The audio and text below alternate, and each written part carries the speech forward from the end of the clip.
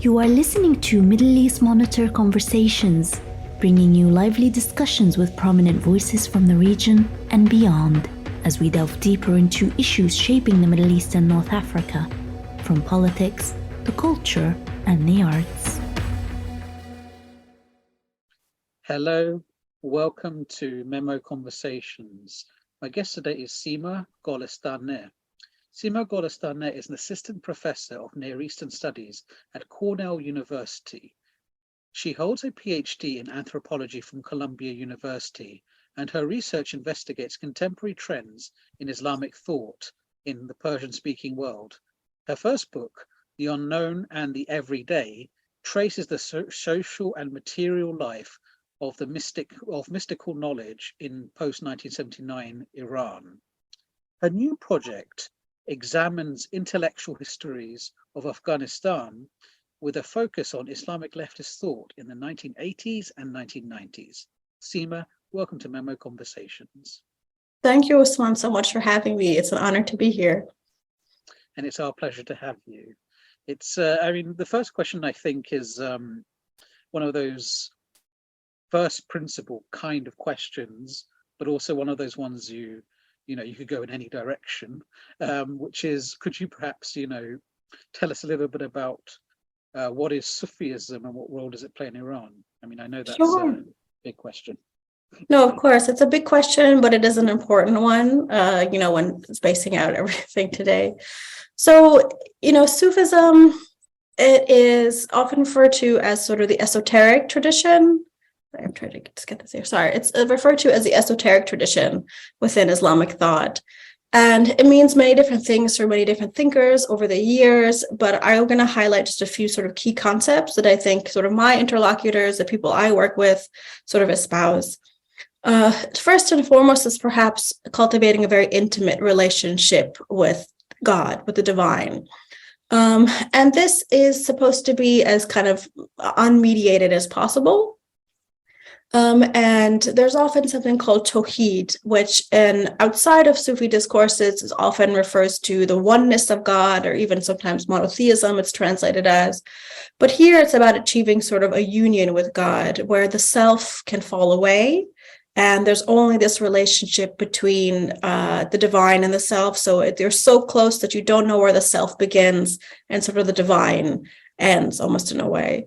So it's sort of losing yourself, if you will, within these parameters of sort of dissolution of the self, and often refers to, various levels of the self. Certainly the ego, certainly, envy, greed, all those yucky attributes, we all want to sort of dissuade ourselves of or remove ourselves from, but also to leading to altered states of consciousness, even where, what does it mean where you and yourself are so subsumed by the divine that thought becomes something else.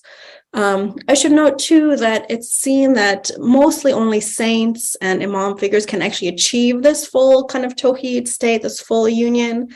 But I actually find this sort of trying stage for lay people or even different sheikhs and quotes being actually quite fascinating, where you're sort of moving in and out of these different forms. So that's one element. Another is the role of love or ishq, which is incredibly important for my interlocutors, where, we think about love as something that is often emotional, romantic. But what can we do if we think about it as a sort of intellectual enterprise, and take those feelings of love that are usually associated with emotion, intuition, things you can't fully articulate to yourself why, and take that as a sort of epistemological process. And they often really emphasize how love will transform you. Love is alchemical. And love can be violent too, it can do a lot of harm. So they're thinking about sort of the power of love as a transformational kind of element. This is where you get to, the self that can be changing, can be can be dissolved, if you will. Another element which is really important is thinking about sort of graduated forms of knowledge, or this whole thing is a process. And it's important for a number of reasons. One, that there can be sort of progress on the path. And the further you get along to achieving this union with God, more levels of knowledge, sort of hidden knowledge or esoteric knowledge will be revealed to you. They talk about, the common trope is the veil, things will be unveiled, certain forms of knowledge will be, once you sort of work your way up this path. And how practically that happens is really interesting, because it can be study, of course, with a teacher, but also doing sort of charitable works, depending on the order. And sometimes it's just about what a sheikh will see or a teacher will see as sort of an intuition inside of you. That has transformed, so how they process on that is also really interesting. But it's also the idea that it's an endless process. It continues, and it's something that on the one hand, it's nice as graduated, you make progress, but it's important. The lack of finality, I think, is very important. So there's this idea of dissolution of the self, connection with the world and things, and certainly the divine through love, intimacy. And in certain groups, not all the groups even I work with, the role of aesthetics is really important. Some, again, are not into that at all, but others are very much invested in the role of music as a means to transformation. Putting it roughly or sort of crudely, when you listen to music with a certain intention, it can get you into a state or hall, as they say, which will get you closer to the divine. When you listen to music, when you're, in particular, they use music often, and there's, theories about different rhythms which attach to the heart and can sort of activate certain modes of listening. But when you listen and you're in that kind of state, it's closer to what Tawheed feels like. So you use aesthetics as a means to an end, and also, of course, the role of poetry and things. So that's a sort of, I hope that's not too much overview of just some key concepts within sort of Sufi thought more broadly. And then within the role of Iran, it takes various different forms. Intellectually, the Persian poetic tradition is probably the place which is the most prominent. In that it's always hard to tell whether, and there's a lot of debate and scholarship around the poets of the medieval Persian canon, the famous ones, Hafiz, Jalal al-Din Rumi. They use a ton of mystical themes, things like talking about intoxication, again, this getting into this heady space, the loss of the self, al-ghaib, paradox, all really key ideas that have really infiltrated the poetic sort of canon. Also, of course, there's been a lot of philosophy, Mullah Sadra, Jami, all these figures who really grapple, Al-Ghazali, of course, who really grapple with a lot of key ideas. So intellectually, it's been a huge part of, what's philosophical thought, Islamic philosophical thought. And I'll say lastly, quickly, historically, in terms of political history, Sufis have played an interesting part from they've been in positions of power too. The Safavid dynasty, which was from around, 1500 to 1725, they initially started out as a Sufi order themselves, kind of an Qulu Shia, extremist sort of Shia Sufi order. So, in terms of political history, Sufis are really interesting in that they've been in positions actually of quite high power, but also, much more kind of, and other times totally persecuted as well. So it really runs the gamut that way. Yeah, I was going to mention that Iranian history is very much tied to Sufism. It's a huge part. Persian is one of the main languages of medieval Sufism, and as you also mentioned, a number of political dynasties come out of it, the Safavids being the most well-known, but, there's still, a connection between politics and Sufism today. Absolutely. Maybe not as explicit as it was in the case of the Safavids, since they came out of the Sufi orders directly. But I sort of wonder about this. I know this is more of a historical question here, but what do you think it is about? Because it's also not just Iran, it's Persian language with its connecting culture. So this is Afghanistan, this is Central Asia. Why was this so important for Sufism? Why did these two mesh together?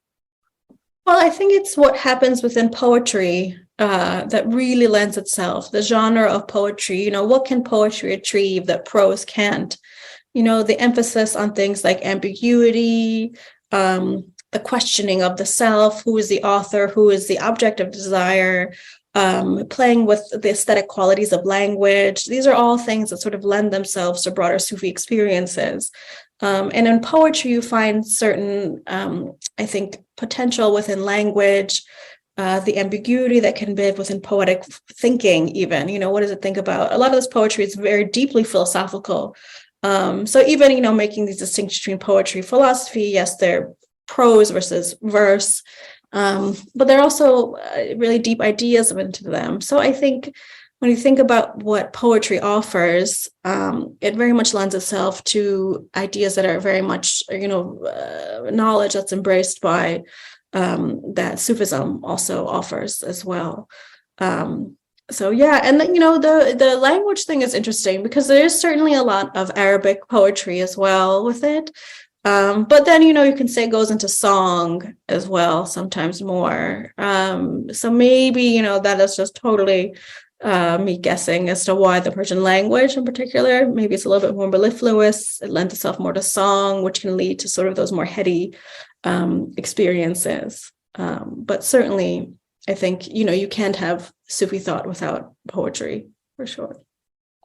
Certainly. And as you've mentioned, you're obviously looking at people in modern day Iran. Yes. And you're looking at it, of course, from an anthropological/sociological lens, where you're looking at the movements and you're interested in these concepts that you've just mentioned, such as knowledge and so on, but from a sociological function point of view.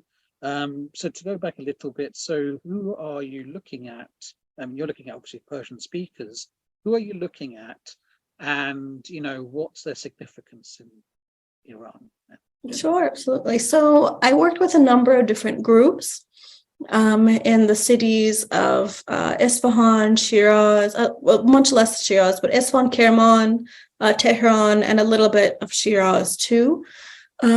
So some of the groups I work with, I've totally anonymized just for their own protection, which, I can get to in a little bit.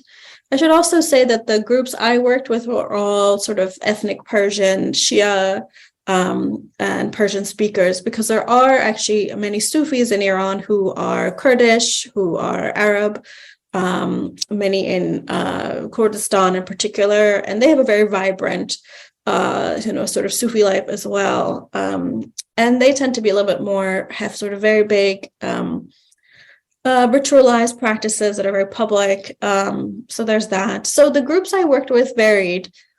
The one group I did work with, which was, they're more public and published under their names, is the Sultan Ali Shahi order. And I worked with folks in different cities based on them. And they are an order they're most likely the largest order in Iran. And they have a history.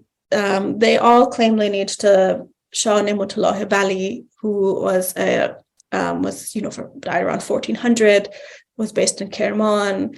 And so that Ni'matullahi order actually, they're from that era, but when the Safavids came around, they were not so interested in other Sufi orders. So they faced some persecution and sort of hightailed it to India. And so they were in the Deccan and Bidar for,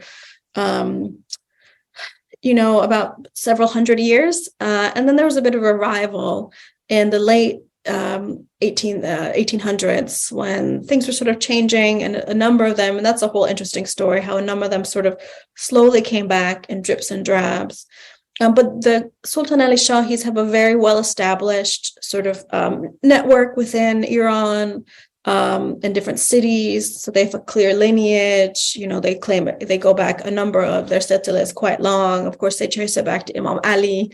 And so that's one of the groups I work with. The other groups I worked with more smaller, and they did have some lineages. One group had a lineage that went back, early mid 20th century.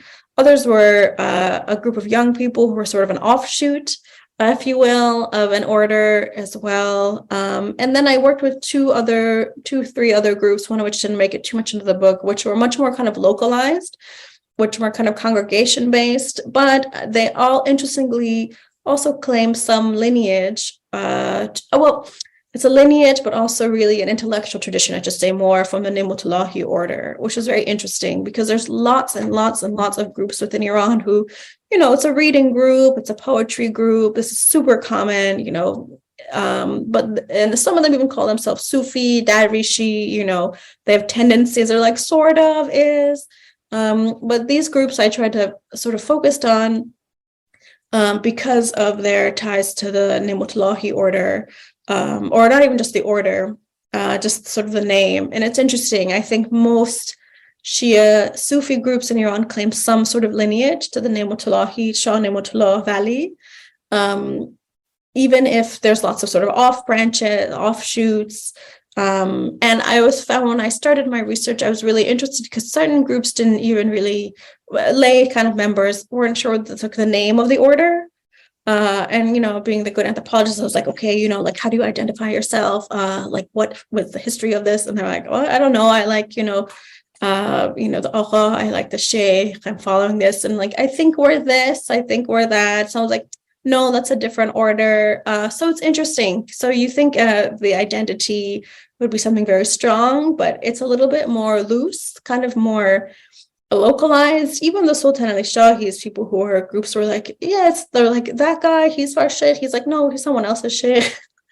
So they're there. So it varies from these sort of national groups with a very clear lineage to super localized to even just sort of young people kind of hanging out, calling themselves Sufi, which is interesting too, or, Darvishi or what have you. And yeah, then there's lots of people also who kind of, this is a smaller group who like wear white and call themselves Darvish and, don't are part of any order, but like the affect of being Sufi, which is also very interesting. And so their role in Iran today, again, it depends. If they, some of them who are very active in the like sort of larger orders, it's changed a lot in the last 20 years, I would say. First of all, I should say most of them just live their lives. There's no one who's sort of living in the Khanagah, sort of the meeting place anymore. There might be one or two people who are caretakers who live there. But most Sufis just sort of go about their lives. They have jobs, they go to school, and then they are also sort of members. Again, it often has sort of like a congregation feel. So there's that. The role, it's like, I don't think anyone is a major political player anymore. There are talks of some politicians who have sort of some leanings there. They try to keep a low profile for sure. But they have been active since, again, I'll get to this a little bit later. They've been active since before and after the revolution. I don't think their numbers are very high. It's really hard to get a sense accurately because there's other groups who didn't want to work with me. There are other groups I don't even know of. I don't have any access to, say, the number in Kurdistan. So that's totally conjecture on my part. But it's not a huge group, I would say, especially ones who are part of an active order. There are many people, I think, who have sort of Sufi tendencies themselves, or like, esoteric inclinations or what have you. But in terms of people who are in order, I think it's not a huge number by any means. Is that because you're saying not many people are part of the order, but I also know that from my own sort of travels in Iran that there is, because obviously when you think about Sufism, you think about mysticism and things around mysticism. And my sort of visits to Iran show that, you have things like shrines everywhere. You have sort of outward mysticism in various locations. And so I'm sort of wondering whether the service of that, the existence of that means you need the orders less because it's being serviced elsewhere.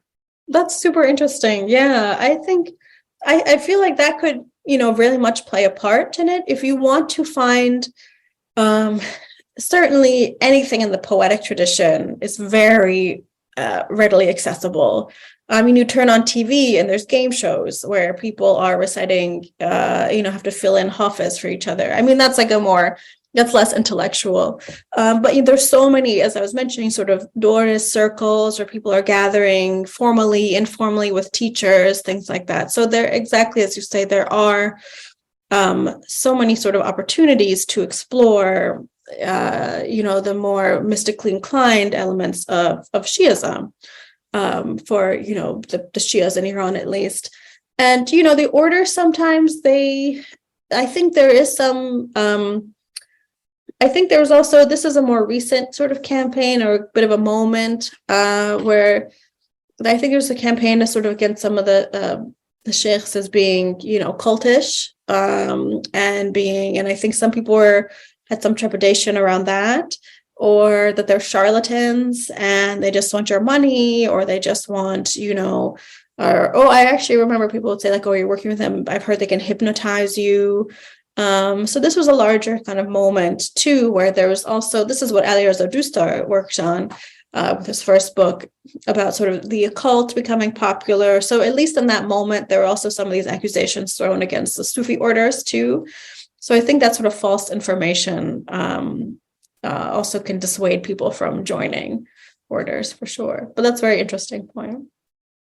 Yes, and because I'm just sort of like, thinking, about this, because in other sort of Middle Eastern and Muslim majority societies, you've also had the sort of modernist clampdown on Sufi orders, like in Turkey, Ataturk bans all Sufi orders. Right. And Iran itself, I don't think it ever went as far as Turkey, but there is a strong modernist tendency within Iran towards treating superstition as a problem, like a public order problem, from like the 19th century onwards. And even now, I get the impression there's this sort of, even among, it's, an Islamist regime, but even among these people, there's a sort of love-hate relationship with these movements. They do also have this modernist suspicion to some degree. No, that's a great point. Yeah, it's super interesting. And as you said, it really has been late 19th century, even 20th century. You've had people who feel very passionately that sort of mystical practices are holding us back from being respectable. Probably most famously in the early 20th century, Ahmad Kasravi, an intellectual, wrote a whole treatise against, Sufi thought.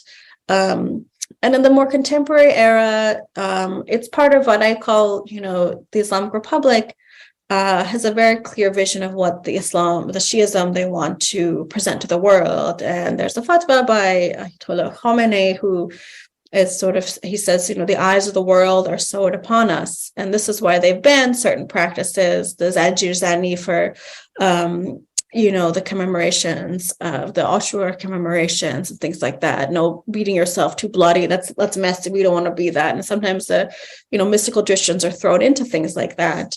And it's interesting, there was, and I do get into this in the book, there's a site in Isfahan, Takht Fulan. It's kind of like it's a really fascinating site. It's described often as a necropolis. It's a very large, multi-part, sort of graveyard and a series of shrines throughout. And for a long time, and this is actually, it was really dormant. And then one day they decided Isfahan was an Islamic heritage capital. It was through some sort of UNESCO deal. And then they started beautifying the place, but they also tried to stop a lot of active worship there.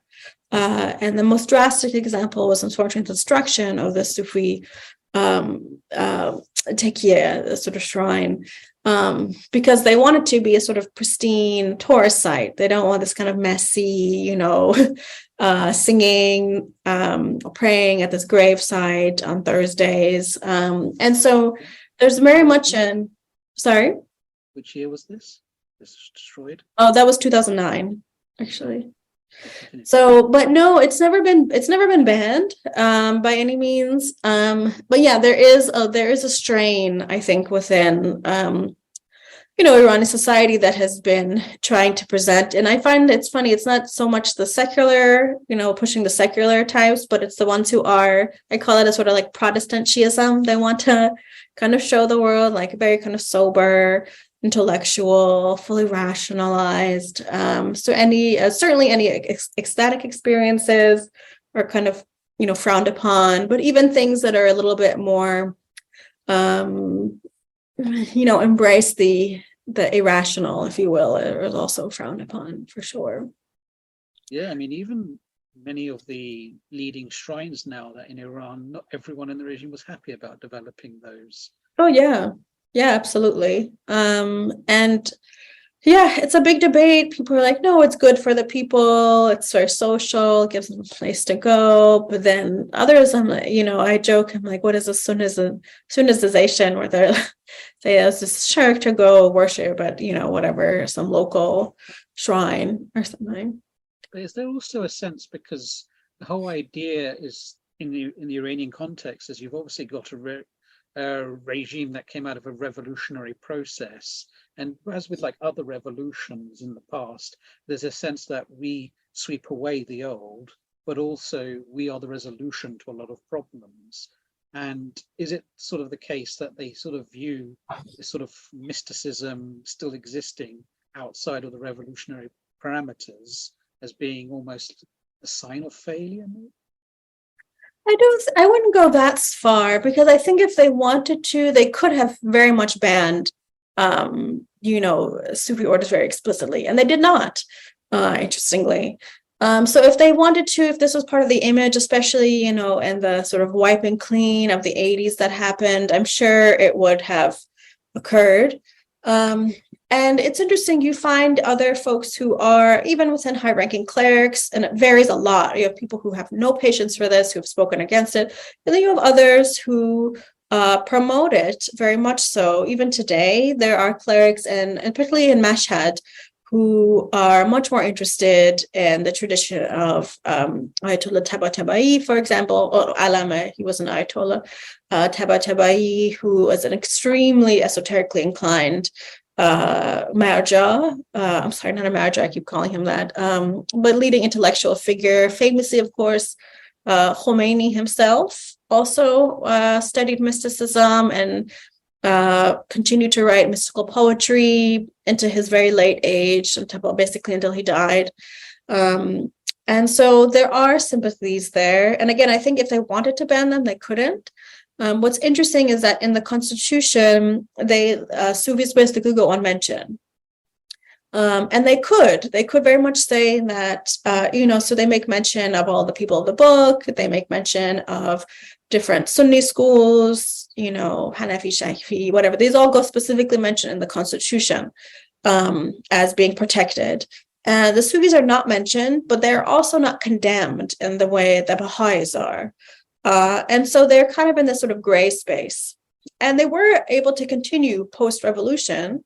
And I think one of the most striking legal indicators we have of this is that, in Tehran, the Vakhnameh, the land deed, which was issued during the Shah's era to the Sultan Ali Shahis, was honored. And God knows, there was a lot of moving around of land during the revolution, but that was honored at the time. There was some attacks by some, Basij, proto-Basij types in the early days, but they kept it there. So it shows until recently, where there's been much harsher treatment towards certain Sufi groups. The Islamic Republic actually did allow this to happen. And we could get into this more like later, but I also think it was very, the relationship between the authorities and Sufis was very localized. It really varied a lot from city to city. And I think that's partially because of this lack of sort of national policy, etc. But I also imagine, because you've got these movements and these orders, there is also an element of, well, what are they teaching in these orders? Sure, yeah. Around that, especially if you've got, I think some of the ones you've mentioned in your work, from what I've seen, things like mixed gatherings, you've got a lot of women are very participating as well. Oh, yeah.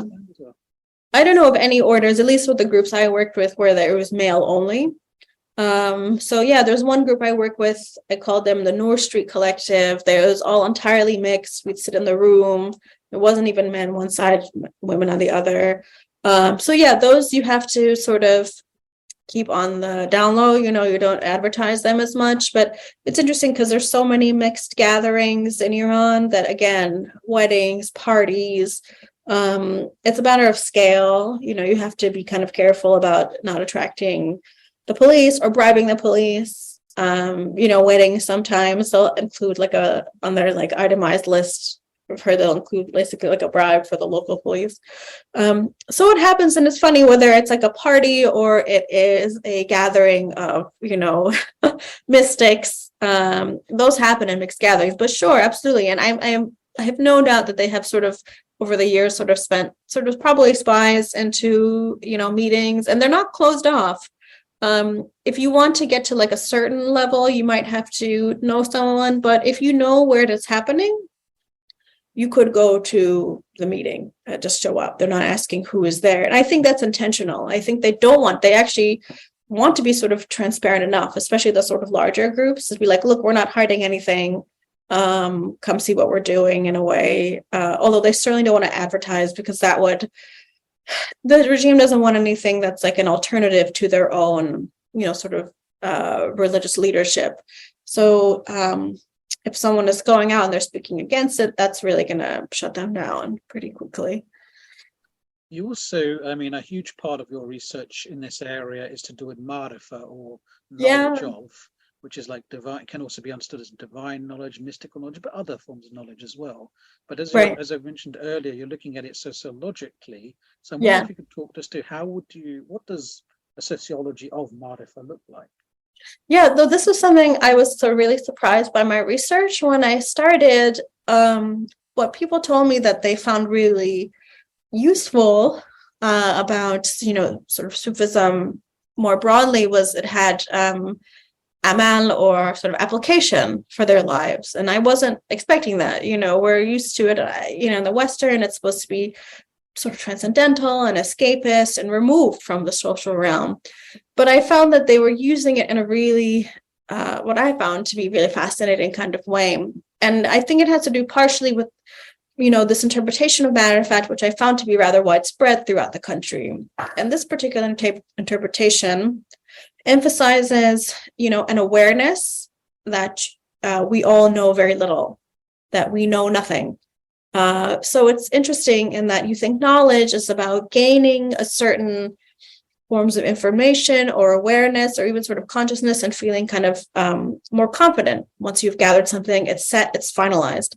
But what do you have a knowledge of ideas that are constantly pushing you that you don't know anything? It's an awareness that we know nothing, and it's engaged awareness. It's not a sort of passive nothingness, but actively cultivating this idea. And so this is why I translated it. Again, this particular interpretation of matter of fact as unknowing. And so with unknowing, it's this idea that if you apply this idea to something, it will render, the familiar strange. What you thought you knew, you realize there are other things you don't know about it. Or something that was strange that you think you don't know, you think about it in a way and can render it, if not entirely familiar, put it in a different light. And a lot of this is based on an emphasis of the unknowability of God and the unknowability of sort of the divine that's around us. And so rather than, what I found really amazing, as and maybe sort of inspiring too, is that rather than take this as an impediment to, thinking about the world, thinking about in general, it actually was an opportunity. What does it mean to go to the limit of human thought and sort of reside there? And so what happens then is a form of questioning that emerges. And it's a kind of thinking without finality. Again, it's not an awareness, a knowledge that you do, but that's sort of the interpretation of matter of fact that I found was really prominent. And of course, there are others, hundreds of other definitions, because it is a very broad term. And what I found is that how people are applying it. So I can give sort of two case studies. One was about what was happening during a zikr ritual. So the zikr ritual, which it's a remembrance ritual. You often listen to music, not always, it's through repetition. And the goal of this is either through music or repetition or just even meditation is to dissolution of the self. So, it's either you're close to God, the ego falls away, etc. And this is, I call this the unknowing of the self here. And what I found was that with, so I really want to see what happens to folks, what happens when you experience this? What does it mean for you? Because it's a very abstract kind of idea. And I found there are sort of two groups. One group tended to be more younger folks, tended to be more, have less formal training with Sufism. They saw this as sort of a falling away of social categories or their place in the real material world. They would say things like, oh, I don't think I have to, I don't think of myself as not having a job, or all these sort of stresses of the everyday. And so that would be their unknowing of self, was a very falling away of a socialized sort of self. Another group would not use this language at all, and they weren't all older. Some of them were young people too, and they used much more classically sort of theological language about it. So when they talked about that, they would talk about the dissolution of nafs, the lowest self, sort of base self, and think about things like, well, I am in another world. This world has fallen away. I am with God. I can do anything. So it was a very, interesting understanding of this falling away of the self. Another example this was a group of young people, and this one I called sort of the unknowing of place. And so this was super creative on their part. So these were a group of young people, some of who had been part of an order, others were more their friends, but they kind of met. And rather than, and their meeting place had kind of been, the authorities had kind of been like, okay, this is getting big, like, cool it for a while. So this group of young people, what they decided to do was, okay, we're just going to meet on our own. But rather than just predetermine the location where they would meet, like, okay, we're going to meet in so-and-so's Mohsen's house, live text you the address.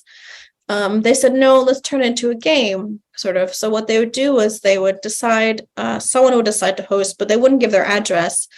They would say, go to this intersection or go to this particular address. And what we're going to do is broadcast music for you to wander to find the location. And so when they would do that, they became sort of the wanderers. They were intentionally evoking sort of the wandering Sufis of the past. They'd become, the suluk, the wanderer, sargat, and the wanderer. And that I would think about, what does it mean to transform an entire sort of neighborhood into this place of sort of mystical wandering, where, an urban space is no longer the same what it was, but applying these ideas of, unknowing a place by doing these, in this case, also engaging listening, movement, the body, they're able to, again, render a place they thought they knew into a whole other experience. And they talk about how when they walk, it's a different form of movement than, just aimless walking. It's a more intentional wandering, which seems sort of counterintuitive. And it's also sort of a fun thing as well to do.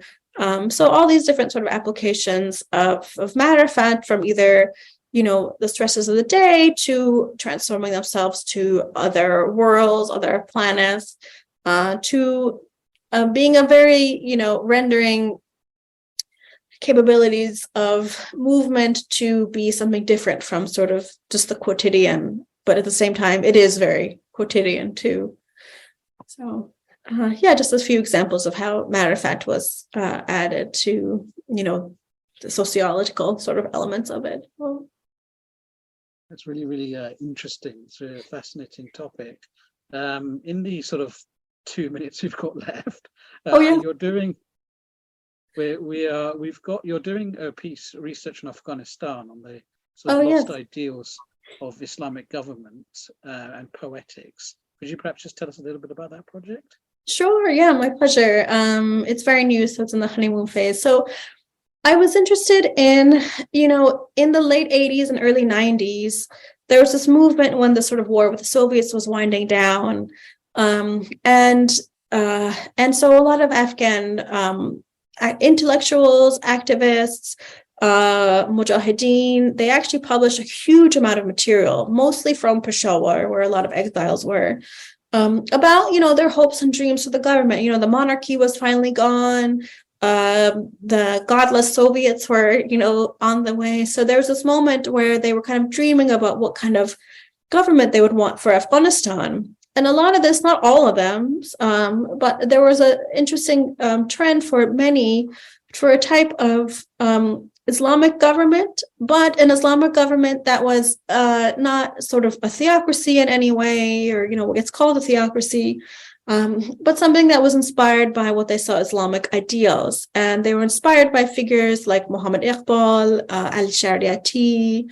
And so I think a lot of these literatures have gone kind of unexamined so far. And oftentimes, they're just saying, I mentioned two, thinkers outside of Afghanistan, but I think often people don't realize how much it was a space where fighters, intellectuals were thinking about ideas, grappling with Islamic concepts. What does jihad mean? And especially, for example, and many other concepts too. And there's some really interesting writing, like people will say that, the Prophet said, bring the truth to the people. So that means there should be a free press, like a free media. So there are these kinds of discussions happening. And about the poetics, I'll quickly say I'm interested. This is probably maybe a smaller piece. There's a massive outpouring of poetry, which is perhaps not surprising in Afghanistan about this time. But I'm interested in what it means where, a world where everyone is a poet. And also everyone is a jihadi too, because it means, if you are sending blankets to the fighters, you are also engaging in jihad.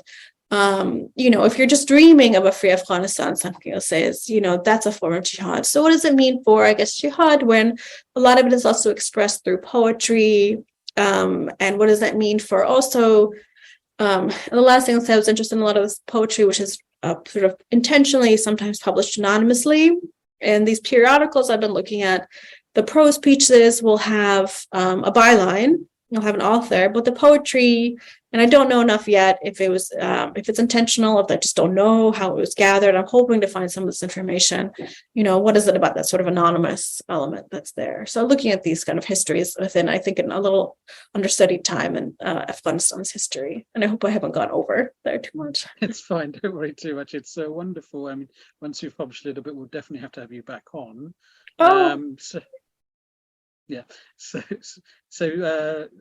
So Seema Golestaneh, thank you for coming on Memo Conversations. Thank you so much, Usman, for having me. And a real pleasure. Thank you for your thoughtful questions. And to our audience, please do tune in next time for more Memo Conversations. This was Middle East Monitor Conversations, brought to you by the Middle East Monitor in London.